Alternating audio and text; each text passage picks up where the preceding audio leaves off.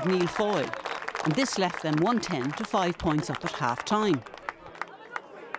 Like the first, London started the second half well, with this point from full forward Martin Duggan, a stalwart for London over the years. Indeed, the home side reduced the gap to just 4 points after 45 minutes, and they had some goal chances too. Before this point from substitute Philip Kokoman. However, a John Brophy goal sealed a Laois victory over a very brave London side to secure a place in the Leinster quarter-finals. The final score in Ruislip, Laois 2-13, London 16 points. Today's match was important to us in terms of getting to a Leinster quarter-final, and we achieved that. We were quite happy with our performance in the first half. Second half there we just lost our way a little bit, it appeared, and you have to give credit to London as well. They really raised their game there. So we're into next Sunday now to play Antrim next Sunday, and we look forward to that.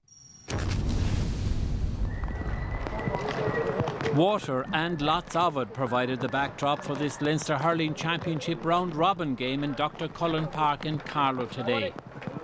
Conditions were difficult, and the player with a good first touch had a distinct advantage in the conditions that played. Carlow had the opening score, a line ball from Andrew Gall, found James Doyle, who crossed the cracking ball to Dennis Murphy, and he made no mistake. This was the score of the day. Owen Price showed great individual skill, and watch for the flick off of the hurley. He sends it over the bar from an acute angle.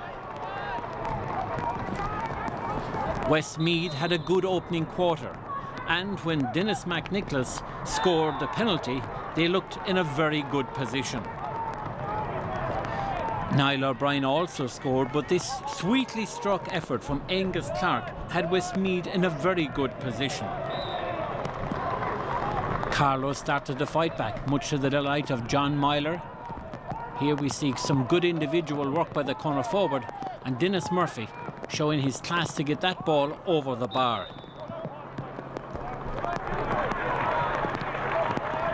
He followed with this great individual effort, trying to get inside the host of defenders, but watch as he changes hands to get this ball over the bar. 2 in a row for Murphy, and Carlow in a good position. And the sides level at half-time. Westmeath needed to lift their game, and this man, Owen Price, played his part in it with a very good long-range point. Scores were hard to come by, but Eddie Byrne shows his aerial powers, gets a good ball across to Andrew Gall, and this gives Carlow the lead nearing the end of the game. Dennis Murphy sealed the result for Carlow, which is free from an acute angle. It saw Carlow win 14 points to 1-9, much to the delight of manager John Myler. We got over the line, but it was hard work on a miserable day here in Carlow. Job is done, beat Westmeath, and hopefully Westmeath will beat London next week. We threw away that game completely, and that's 2 weeks in a row that we've had games in our own hands and we haven't won them, and there's no excuse for that. That's awful disappointing, that's heartbreaking stuff, but we've no one to blame on ourselves. We had 7 attacks in a row and no score came off them, and when that happens this level, you don't deserve to win a game.